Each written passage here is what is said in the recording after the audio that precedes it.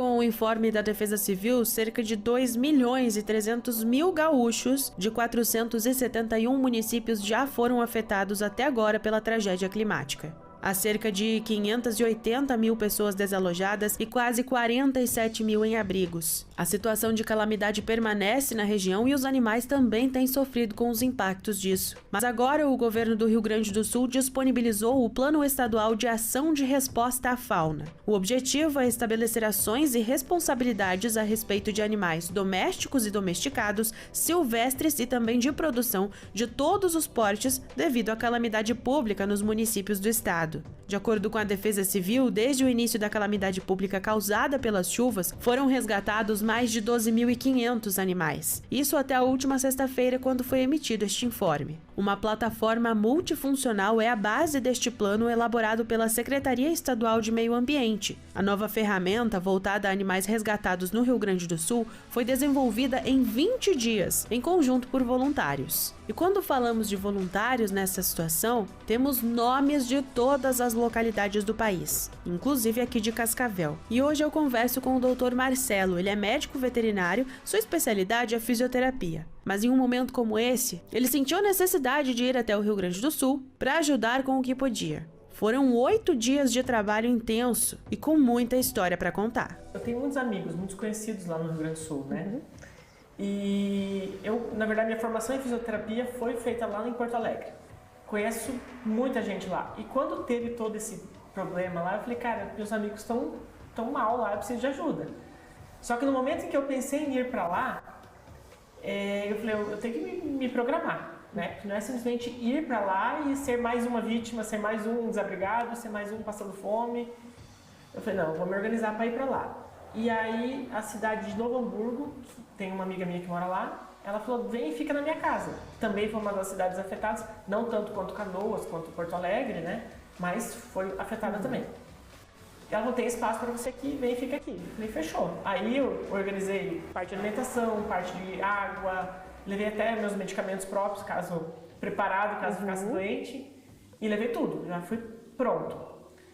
E daí lá eu fiquei muito bem hospedado, quando eu cheguei lá eu achei que eu ia encontrar um cenário mais caótico e não estava tão ruim mais, mas o cenário caótico era dentro do abrigo, né, que tinha muitos animais precisando de cuidados, muitos animais precisando de atendimento, e aí foi onde e daí para ir foi uma dificuldade, porque ir para lá não tinha mais ônibus, não tem avião que está indo para lá, na região, porque o aeroporto está alagado, né, e aí eu fui de carona com uma carreta. Peguei carona com uma carreta, fui pra lá. Aí pra voltar foi outro caos, porque eu tive que pegar acho que 6, 7 veículos diferentes pra poder chegar em casa. E assim, o que a gente percebe, né, desses voluntários, tipo assim, é voluntário, ninguém tá ganhando nada pra estar lá, ninguém... É o povo que vai pra ajudar, e vocês acabam passando esses perrengues também, né, e não é só você. Então você conheceu muitas histórias lá dessas pessoas também? Sim, pessoas de São Paulo, conheci bastante gente de São Paulo que tava lá, que... Inclusive teve gente que desceu tinha um motorhome, foram de motorhome. Corajosos, né? Estradas alagadas, né? Foram de motorhome e estavam lá se dedicando. Mas eles iam e ficavam poucos dias em cada lugar. Então eles ficaram comigo lá em Novo Hamburgo uns 4 dias mais ou menos e foram para outros lugares, né? Eu fiquei só lá em Novo Hamburgo. Tá, e daí você falou pra mim que quando você chegou o cenário caótico era dentro do abrigo. Então... Detalha pra gente, tenta explicar um pouquinho pra gente tentar enxergar essa imagem que você teve quando você chegou lá. O lugar que eu tava tinha 280 animais, né? E como que um hospital particular que está recebendo para tratar esses animais, às vezes você tem ali 20, 30 animais internados, já é um cenário caótico. E ali, onde não tem recursos, onde a gente estava num lugar que não tinha água encanada, foi feita uma adaptação para a gente poder ter luz, para poder ter... Água não tinha, a água era tudo na base da garrafinha, servindo os cachorros para tomar água na garrafa. A gente também ganhou, graças a Deus, o pessoal doou garrafa para nós, né, os fardinhos de garrafa para a gente poder beber água lá. E era isso, era você... E tinha voluntários, mas 280 animais era muito animal para poder se medicar. A gente começava a medicar de manhã, terminava os da manhã quase meio-dia, já tinha que começar os da tarde, terminava os da tarde, já tinha que começar os da noite, e era... E sempre chegando mais animais, né? Porque era separada essa parte. Então você ficava dentro do hospital e esses animais já chegavam. O tempo todo chegando ali? Todo o tempo. Teve um dia que chegou da mesma pessoa que recolheu 9 animais. Eles passavam por uma triagem para ver se estavam precisando de alguma coisa ou se eram só animais que iam ficar só hospedados, né? Mas aí tinha alguns que precisavam de tratamento, alguns precisavam fazer alguns exames, né? A gente fazia exame de... Teve os hospitais particulares da região que doaram os exames de imagem, às vezes ultrassom precisava fazer, eles iam até lá, raio-x. Teve muita gente que doou cirurgia, os próprios hospitais na redondeza, exame de sangue, o pessoal coletava, a gente fazia coleta de sangue, chamavam os laboratórios, buscavam. Então, foi muito legal essa união de todo mundo lá. E a gente que está de fora da situação, acompanhando ali pelas redes sociais, as imagens que a gente acompanha na TV, a gente vê aqueles vídeos emocionantes dos resgates, ou então nos abrigos, dentro dos abrigos, aquele monte de cachorro brincando junto, eles já acomodados lá e tal.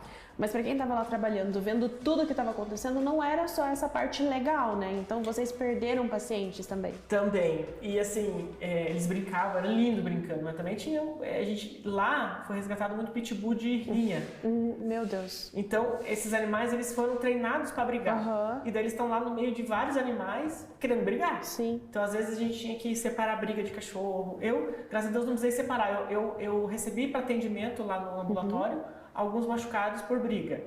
Mas nada grave, assim, né? Não precisou fazer nenhuma intervenção mais grave.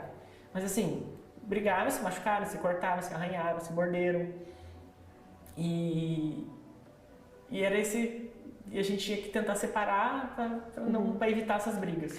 Outro destaque também é relacionado à maternidade. Você falou que tinha uma maternidade dentro desse hospital, era isso? Tinha na verdade, o lugar era um hotel, né? E aí cada quarto ficou mais ou menos 8 animais, divididos em canilzinhos. E daí um desses quartos, que tinha 8 canilzinhos, ficou uma sala de maternidade, que foi resgatado mãezinhas grávidas, né? Uma mãezinha foi resgatada com filhotes. Ela tinha 5 filhotes, uns gorduchinhos, assim.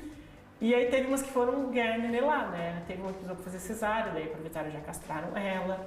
A outra teve 2 filhotinhos, enfim. E daí quando eu saí de lá tinha mais 2 mãezinhas para ganhar nenê ainda.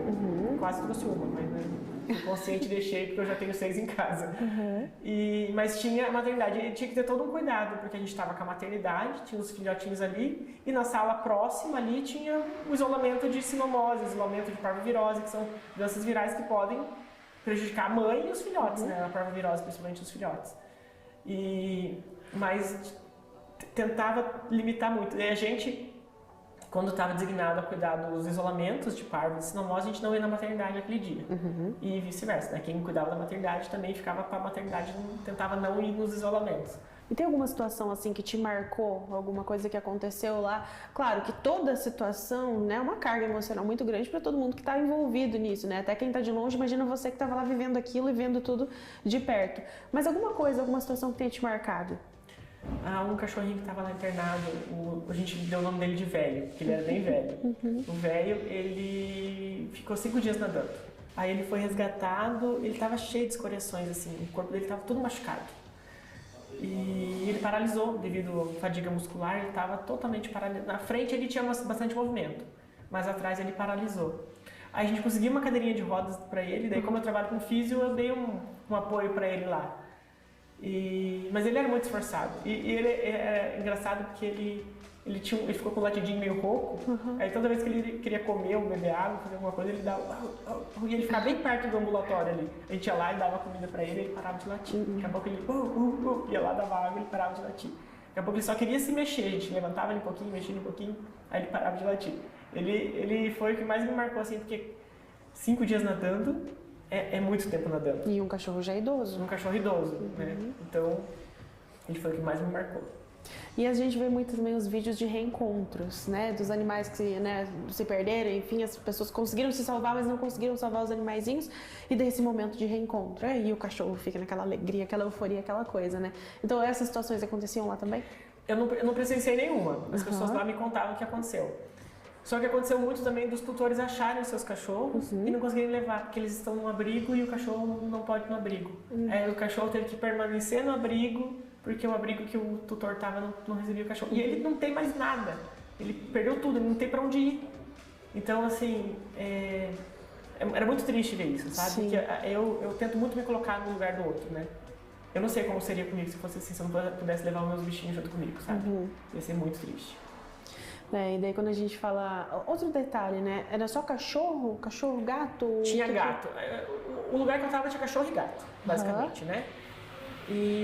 Mas eu sei de lugares próximos ali que tinha cavalos. Inclusive, a gente recebia muita doação e algumas medicações que vinham era para animais grandes, né? Aí a gente separava e tinha uma veterinária que ia coletar lá esses medicamentos. Mas tinha bastante animais, porque lá é um lugar de bastante produção, né? Então, animais de produção tem um grande número lá. Tá, e assim, a gente acompanhando, né, o impacto emocional para as pessoas que passaram por aquela situação, muitas pessoas perderam entes queridos, enfim. E os animais? Porque assim, não tem como você chegar pro cachorro e explicar, olha, choveu, inundou, ele entende o que está acontecendo? Como que é o impacto emocional para esses animais? Muitos deles muito assustados, a gente tinha... Às vezes, ele nem era um animal bravo, sabe? A gente imagina, né? Mas com tudo aquilo que aconteceu, eles estavam todos muito assustados. Teve animais que no começo, no primeiro dia que eu cheguei, eles me deixavam encostar a mão. No último dia eu já pegava, já de luva, obviamente. Mas assim, pegava ele, já conseguia fazer a medicação mais tranquilo, porque ele já tinha perdido aquele medo. Imagina, ele tá na casinha dele, o negócio começa a encher de água, ele tem que... Aí o dono dele sai, porque no primeiro momento o resgate foi feito, os humanos saem, aí daqui a pouco vem buscar os cães, daqui a pouco os cães saem, vão para outro lugar que não tá seus donos. Então, você calcula a parte emocional de tudo isso. Então, eles estavam todos muito assustados. E isso, eles conseguem se recuperar com o tempo? Alguns não vão conseguir se recuperar? Como que funciona essa parte? Recupera. Tanto é que nos primeiros dias os animais eram muito mais ariscos no dia que eu cheguei. E depois eu já consegui fazer amizade com alguns. Alguns não, porque tem uns lá que estavam muito bravos. Mas tem uns que... E também, dor deixou eles nervosos. Então, a gente medicando ali foi... Aos poucos foram amenizando. Mas trauma... cada indivíduo tem sua forma de lidar, né? Os cães também são assim, alguns vão recuperar mais fácil, outros vão recuperar com mais dificuldade, e é dessa forma que eles levam também. Tá, daí agora você retornou para cá, mas essa unidade que estava funcionando lá como hospital, né? O hotel que se transformou no hospital nesse momento de calamidade, continua com as atividades? Continua todo vapor. A prefeitura lá da cidade de Novo Hamburgo está assumindo.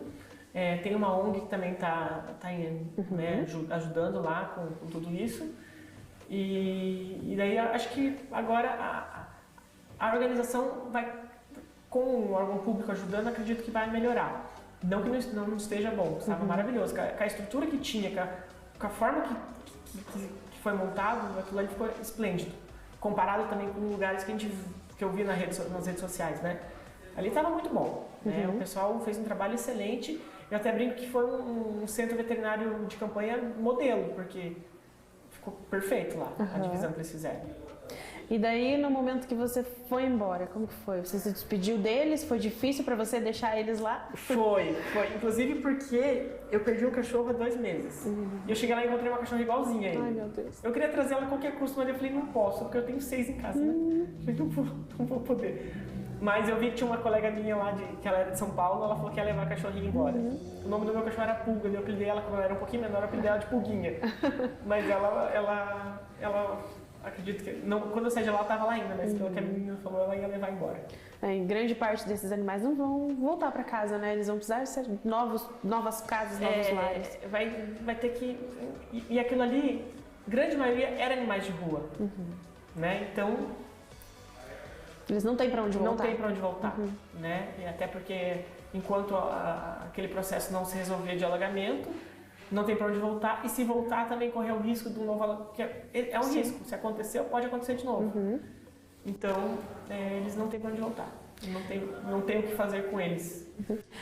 E para quem quiser acompanhar um pouco mais, às vezes até ajudar, porque o pessoal continua lá trabalhando, né? E por quanto tempo mais vai continuar essa situação do jeito que está lá? Então tem uma rede social que o pessoal possa acompanhar o trabalho desse grupo do qual você foi lá ajudar? Tem, Animais da Enchente, _NH, é o Instagram deles. E lá tem as informações, se precisar fazer Pix para auxiliar o trabalho deles, que é um trabalho impecável.